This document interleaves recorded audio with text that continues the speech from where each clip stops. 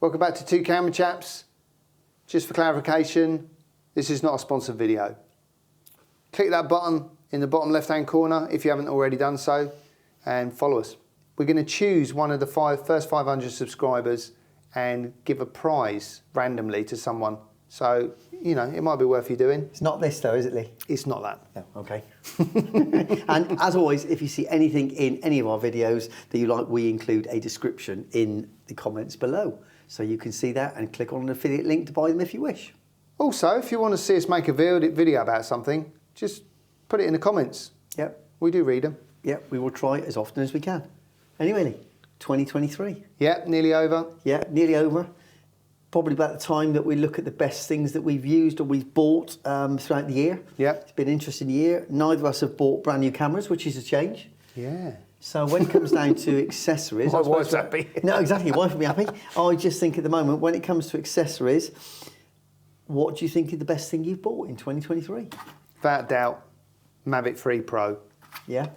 Parallax! You're obsessed with parallax. I love the parallax. I know. The battery life, the speed, the image, it's a game changer. All right, absolutely love it. When it comes to drones, I've got to say, my little baby brother to that one, the Mini 3. I mean, I've got a Mini 4 Pro, but the Mini 3 Pro, great. The clients love it. You can whiz around in their offices over people's heads, keeping distance, of course. But the footage from it for that size, brilliant.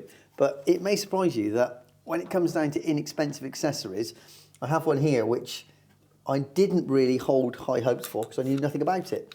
It was €200, and at the time there wasn't a UK stockist, so I had to import this from Estonia because a company called KINOTEHNIK basically make this loop, this EVF.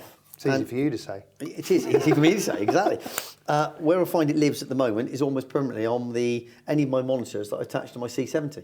And as you know, I was looking a while back to buy an EVF for my C70. Yep. Even in bright sunlight, when you struggle to see it, my eyesight's not brilliant now. And that's fine. I was possibly missing focus occasionally, and I was going to buy sort of like one of the powered ones, but then you add in extra cables, extra batteries, and they're quite expensive. Yeah. And I thought €200, I'll give this a try, not expecting too much of it. As soon as I attached it to my Ninja V, I just went, wow! It was like an immersive experience. You put this up to up to your eye, and suddenly all of the distractions are in the background around you are going on. You're just concentrating on what you're doing. You're checking the frame, checking there's no things that you've left in frame that shouldn't be there. You can turn the brightness down on your monitor. So on my Atomos Ninja V, for example, that's turned down to about 15%. So the battery lasts for absolutely ages. You can see critical focus really easy. It attaches by a magnetic strip to the viewfinder, which you get a few of those in the box. Really firm. It pops on and off easily. You can take it off, use the on-screen menus of any of the monitors, and then pop it back on again. You can hang it around your neck or hang it on the head. It comes with a little lanyard around there. Yeah. And basically, it's been an eye-opener for me because I've just enjoyed using it. Yeah, it has. It's been literally been an eye-opener. I've enjoyed shooting with it, and like I said, it lives on my rig for my C70 now. I had a quick look through it a minute ago, and yeah, I'm going to get one. Yeah, it's good. It's really good. Yeah. And is it adjustable, the diopter? Yeah. Well, what you get with it is, I take reading glasses, and it comes with it's not a twister. It's not like a binocular or anything else where it twists on there. Yeah. I bought the set of there's 3. I think it's about €15 or something. I didn't need them. I bought them thinking I'd do it, but they are adjustable. If people have got different kind of. Is that so? That one's the one that it comes with. That's the one it comes with. I've got a Stigma, and I can see fine with it. Yeah, and it was actually perfect for me. So I actually got these thinking I might need them, and I didn't. But they are available for people that have got different other eyewear requirements.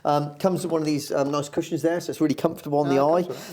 The one thing with all loops of this nature, I remember when we had them on our 5D, the Z finders, you've got to be dead careful because it's in effect a magnifying glass, and if you point that at the sun, you get sunspots on it burns a spot into the actual screen that you're using. So you've got to be really careful, and that's in fact my only minor criticism of this since I've had it is I'm very aware that you don't leave it out pointing up with it when the sun is out, which in England isn't a massive problem. But I fashioned, I wish it came with it, but I fashioned this little foam thing on a cord just because I can push that in there to stop screen burst. So it's seconds all the time anyway for me. Just put it on and off anyway. I wish it came with one. I'm sure the manufacturer could do a better job of making it than I have on this one here. But honestly, for a relatively inexpensive item, I wouldn't be without it. I use it for playing back footage, reviewing stuff in sunshine where I can see it, I can check it back. And it also helps if you've got clients that kind of like look over your shoulder at the monitor all the time. Oh, I've got some of them. Have you? Yeah. Oh, there's a director. Someone even calls me. I'm like, and he's walking off with my camera. He's looking at that anyway. So you put that in there, blocks everybody Awful. out. So for me, it's an accessory that I didn't expect or hold many high hopes for, but turned out much better than I expected. Magic. Link down below in the description for anyone that's interested in trying it. How about you? So we're wearing them, Stu. Really? Oh yeah, the DJI mics. Yeah. They really have impressed me. I was quite surprised actually. I mean, we've got the Sennheisers, been using them for years. Yeah, radio that's my mics. standard de facto mic.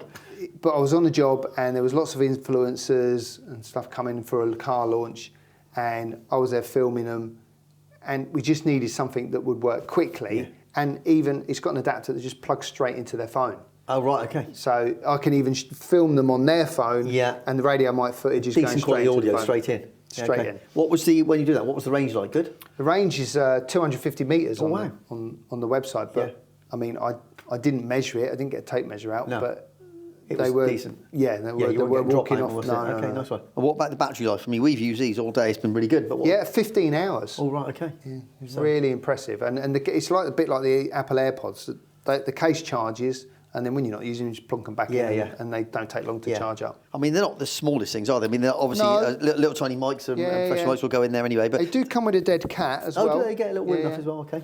But yeah, I mean, they're not the smallest thing, but for social stuff and 2 camera chaps. Yeah. Perfect. Yeah.